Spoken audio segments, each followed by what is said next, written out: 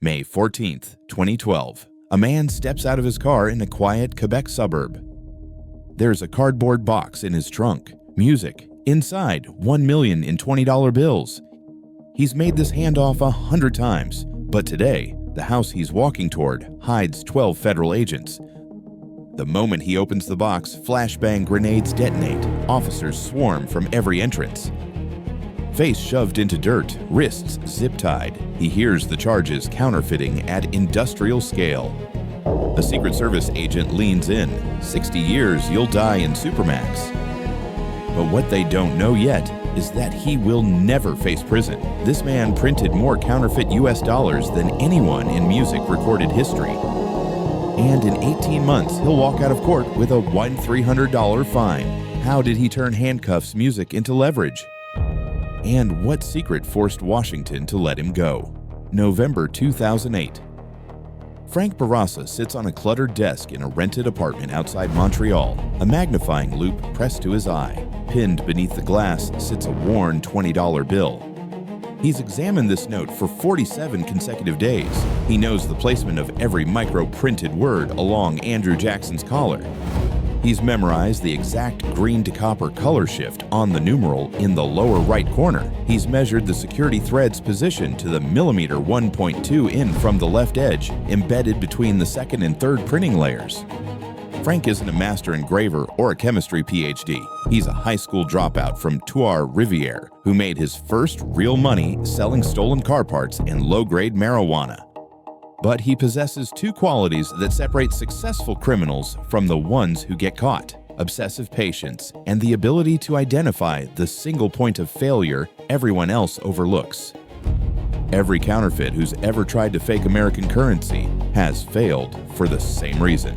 Not the ink, the printing, or the holograms. It's the paper. You can't buy it or make it. Because US currency isn't paper at all, it's fabric. 75% cotton and 25% linen. Manufactured by exactly one company on Earth, Crane Currency in Dalton, Massachusetts. They've held the contract since 1879. The formula is classified. The facility is guarded by federal agents. Every sheet is tracked from production to printing. If you don't have this paper, you have nothing. Your fakes will feel wrong before they look wrong. Every cashier in America will catch them by touch alone. So Frank asks a different question. What if he didn't try to replicate the paper? What if he convinced a legitimate manufacturer to produce it for him? The plan, music sounds insane, but Frank has done his research. Currency-grade cotton linen stock isn't exclusively American. Central banks worldwide use similar material, and dozens of specialty mills produce it legally for government contracts. If he could pose as a corporate buyer with a plausible cover story, he might social engineer his way to the one ingredient that makes counterfeiting impossible. He spends December and January cold calling paper mills across Europe under a fabricated identity. Jackson Maxwell, procurement director for Keystone Investments Limited. The pitch is simple. His firm is issuing high-security corporate bonds and needs premium rag paper with embedded anti-counterfeiting features. It's technical enough to sound legitimate, vague enough to avoid obvious red flags. The first 23 mills hang up within minutes. Some laugh, and a few threaten to contact authorities. Frank recalibrates. He creates a professional website for Keystone Investments. He registers a call-back number in London. He has letterhead printed. Then he starts calling Switzerland. On February 3, 2009, a small Swiss company called Artos said yes. Frank can barely contain his voice. He thanks them professionally and promises to send specifications. Then he hangs up and doesn't sleep for 2 days. Over the following weeks, Frank didn't ask for everything at once. That would trigger suspicion. He fed them specifications, one component at a time. 75% cotton, 25% linen blend. They could do it. Chemical treatment to defeat iodine detection pens. Unusual, but possible. A custom watermark embedded in each sheet. They'd need to see the design. Then came the final request. A polymer security thread, woven music into the paper, micro-printed with text reading, USA 20. Frank claimed it represented the bond denomination. Artos agreed. They quoted $35,000 for the music custom watermark cylinder manufactured by a German firm and shipped to their facility. Frank wired the money through a maze of shell companies without hesitation. He was so close now. One wrong move and the whole scheme collapsed. One suspicious employee, one compliance officer asking the wrong music question, and Frank would be in handcuffs before the paper ever shipped. By September 2009, RTOS is ready to produce. Frank orders enough paper to print 250 million, his entire operation's output, committed in a single purchase. The invoice comes to $50,000. It's every dollar he saved and stolen over 15 years. If this shipment arrives safely, he becomes the most prolific music counterfeiter in American history. If Customs opens the container, he spends the next 3 decades in prison. The shipment left Switzerland in November 2009, 5 pallets with destination music, Montreal. What happens when Canadian Customs inspects a container full of currency-grade paper addressed to a man who doesn't exist? And what critical flaw in Frank's operation is already visible to anyone paying attention? A flaw that will eventually bring the Secret Service to his door. December 7th, 2009. Port of Montreal. Frank watches from a parking structure 300 miles away, binoculars shaking in his hands. Somewhere in that maze of stacked metal boxes sits his future. 5 pallets of specialty bond paper packed in unmarked crates, cleared through Customs under a falsified commercial invoice. Customs could inspect any container they wanted, no warrant required, no probable cause, just random selection. And Frank's entire future was sitting in a metal box labeled Specialty Paper Products, waiting to be examined. If an inspector cut the seal and pulled out a single sheet, they'd feel the texture immediately. They'd hold it to the light and see Andrew Jackson's face staring back at them. Frank would be in handcuffs before sunset. He'd prepared for this. For 3 days, he and 2 associates had conducted counter-surveillance in shifts, memorizing patrol patterns, identifying which inspectors worked which zones, noting how long spot checks typically took.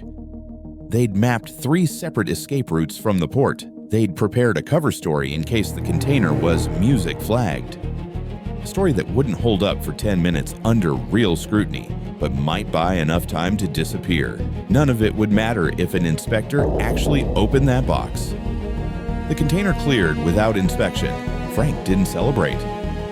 He didn't even breathe until the truck carrying his paper was 40 km from the port, winding through back roads toward a rented warehouse in 𝗂𝗃. Even then, he waited. He left the container untouched for 4 days, driving past the warehouse at irregular intervals, scanning for surveillance teams. Only when music was certain no one was watching did he cut the seal. The paper looked ordinary, off-white sheets, unprinted, unremarkable. But the moment Frank touched it, he knew the texture was perfect, grainy, firm, nothing like commercial stock. He held a sheet to the light. Andrew Jackson's face materialized music in the fiber, ghostly and precise. A polymer thread ran vertically through the paper. USA 20 repeated in microscopic text. He snapped the sheet between his hands. The sound was identical to real currency. A legitimate paper mill had just manufactured U.S. banknote stock for a private citizen. No one in law enforcement knew it existed, but Frank wasn't done. He had the canvas. Now he needed to paint. And that meant building something that had never existed outside government facilities, a private counterfeiting operation capable of industrial scale production. This is where most counterfeits fail. They print a few $1,000s on inkjet printers, pass some bills at gas stations, and get caught within weeks. But Frank wasn't interested in thousands. He wanted hundreds of millions. That required equipment worth more than most people's houses, expertise he didn't possess, and a facility invisible to everyone, neighbors, police, and even satellite surveillance. The next phase will cost $300,000 in 18 months. It will involve a corrupt X-printer, music-organized crime syndicates in 3 countries, and a 𝗖𝗿𝗂𝗄𝗃 press, so loud Frank's neighbors will assume he's running a sawmill. What modification does Frank make to his counterfeit bills that no other forger has attempted? The detail that will eventually allow 250 million to circulate undetected for years.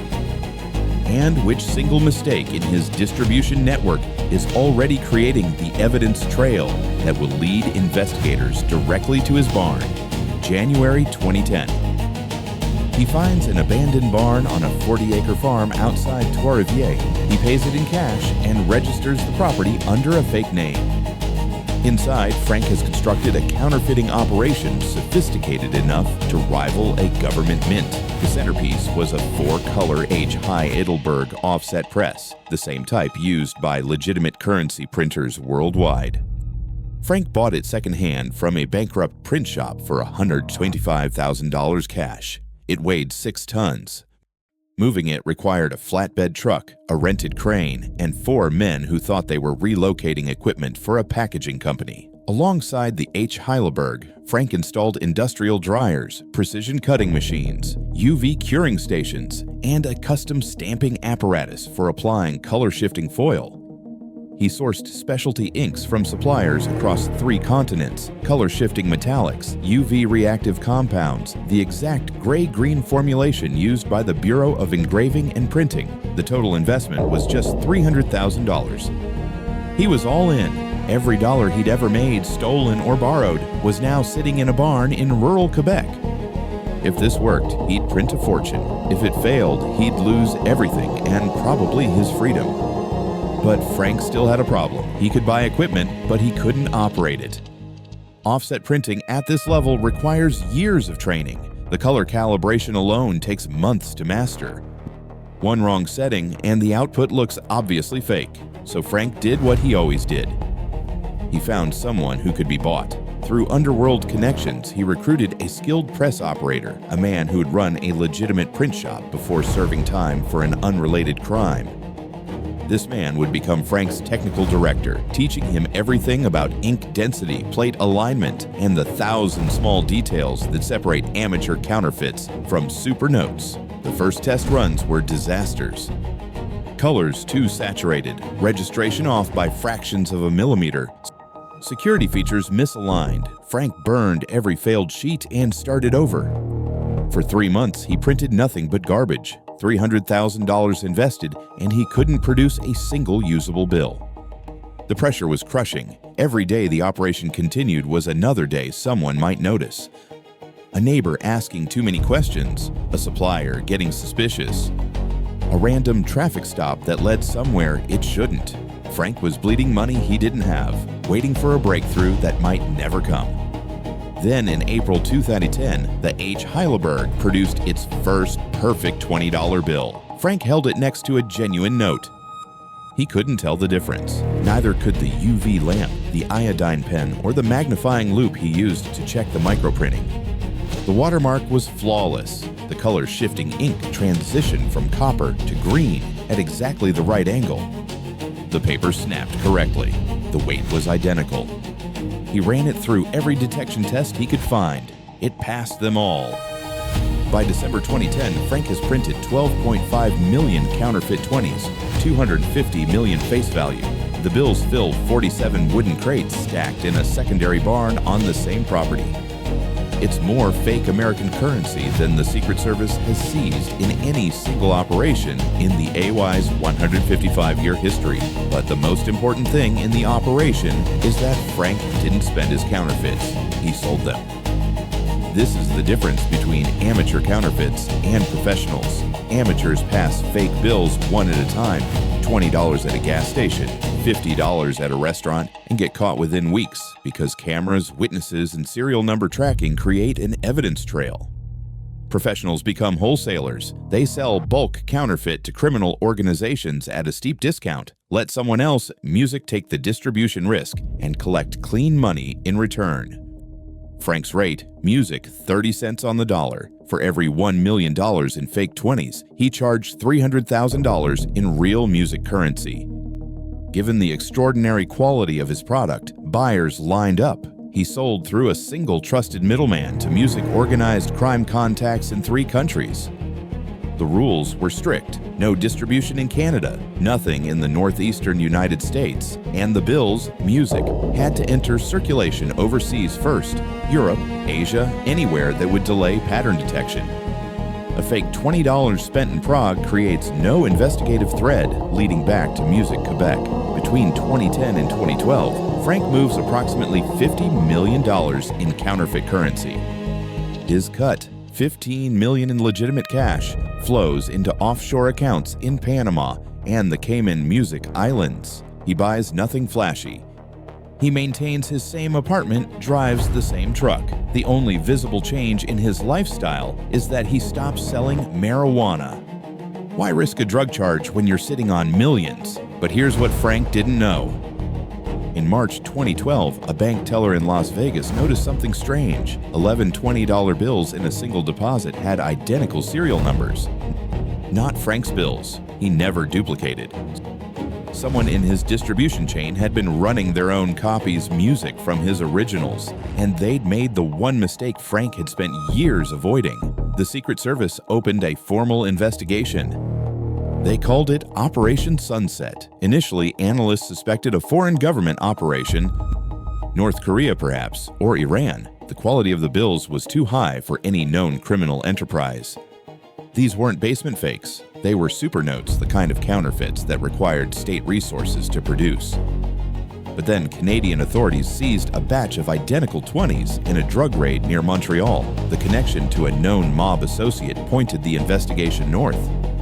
Quietly, the Secret Service established a joint task force with the Royal Canadian Mounted Police. They began tracking distribution patterns, flipping low-level couriers, mapping the money's path backward toward its source. By late 2012, they knew a major counterfeiting operation was running somewhere in Quebec. They knew it was producing millions in fake U.S. 20s. They just didn't know exactly where or who was behind it, and one of Frank's 3 wholesale buyers had just been arrested on unrelated charges.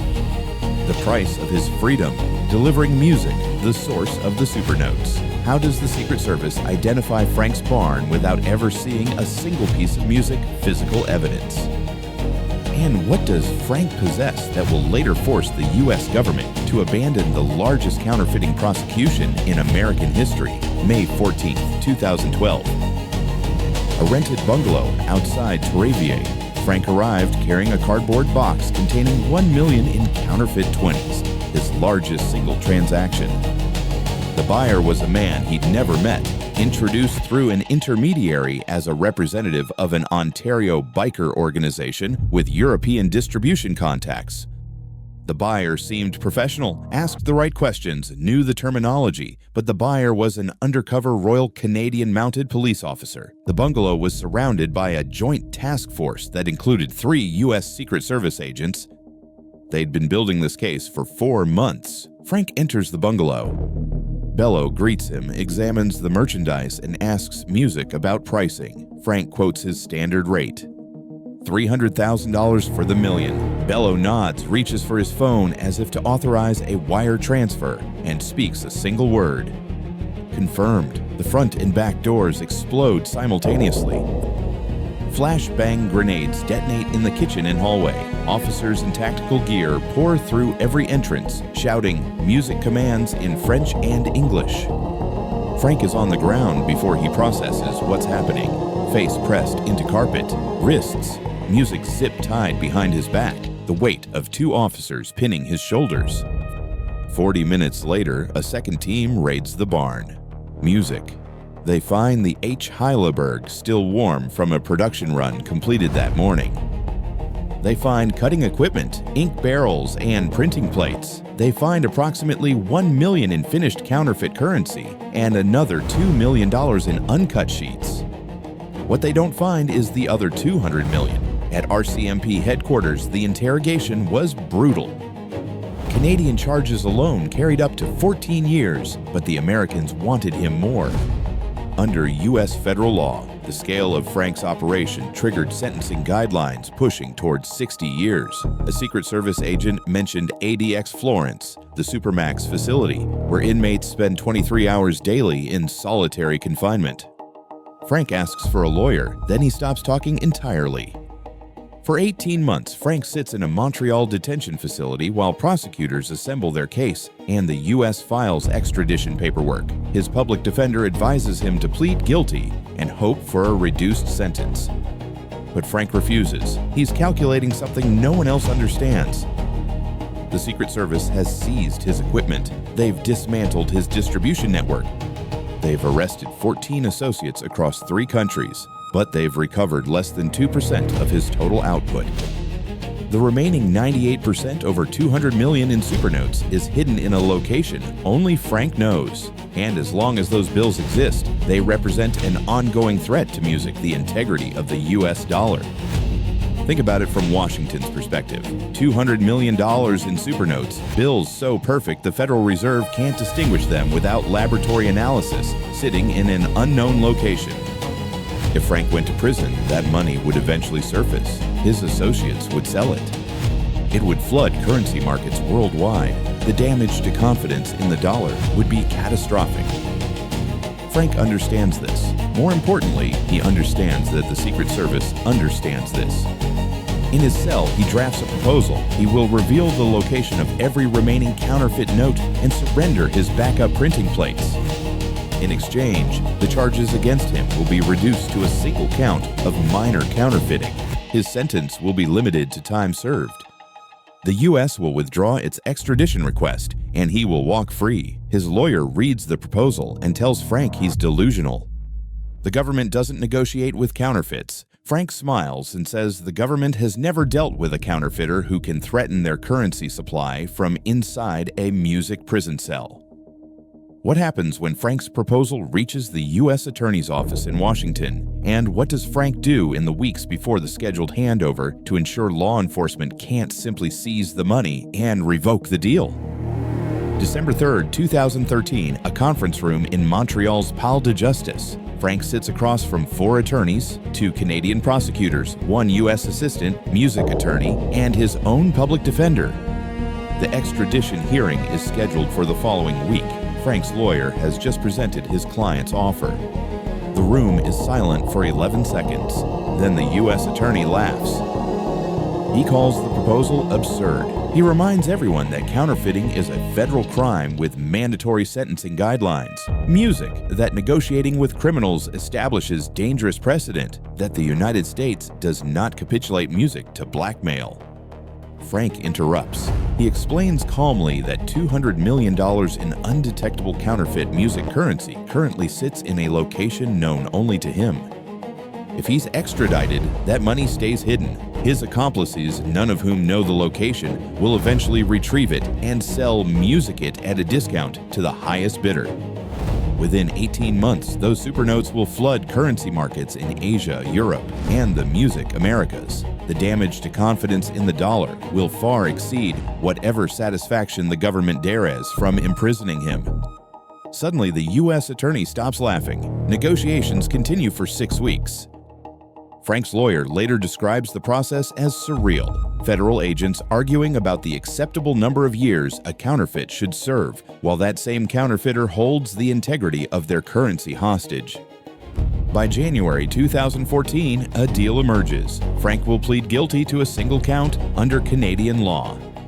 His sentence, time served, totaling 6 weeks from his initial arrest. He will pay a fine of $1,300. The United States will formally withdraw its extradition request, music. In exchange, Frank will surrender the complete $200 million in counterfeit currency, music his backup printing plates, and a secondary 𝗵𝗄𝗃 press he'd kept in reserve. The handover is scheduled for January 31, 2014. Music. In the 4 weeks between the agreement and the transfer date, RCMP surveillance teams follow Frank constantly, hoping he'll lead them to the stash and void the deal. Frank anticipated this. Before revealing his proposal, he'd already arranged for an associate music to relocate the counterfeit currency to a secure location. The associate, who has no criminal record and no connection to the case, rented a storage unit under a false name, loaded 10 large boxes into a commercial box truck, and parked it behind an abandoned motel off Highway 40. Frank never visits the site. He never even glances in its direction.